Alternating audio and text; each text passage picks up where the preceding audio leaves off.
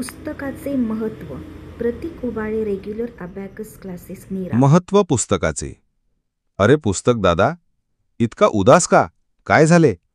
Mobile भाऊ, आता मला कोणी उघडतच नाही. माझ्या पानावर धूळ बसलीये. एकेकाळी मुलं माझ्यात रमायची. हो, पण आता जमाना बदललाय. माझ्यात गेम्स, गोष्टी, गाणी सर्व काही आहे. सगळं कसं पटकन मिळतं. तुझं म्हणणं बरोबर आहे. पण मी मुलांना वेळ देतो, त्यांच्याकडून वेळ घेतो. मी त्यांना शांत करतो आणि विचार करायला शिकवतो. हो, मी मजा देतो, पण तू ज्ञान देतोस.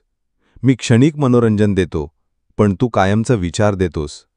तेवढ्यात तिथे एक मानसी नावाची मुलगी येते. ती मोबाईलकडे बघते, पण त्याला बाजूला ठेवते. हळूहळू पुस्तक उचलते. पाने उलगडायला लागते. वाचायला सुरुवात करते. वाव, ही गोष्ट तर किती छान आहे. मी अजून वाचते. पुस्तक दादा, तुझं स्थान अजूनही खास आहे. पुस्तकाच्या डोळ्यात आनंद झळकतो. मोबाईलही आनंदाने बघतो.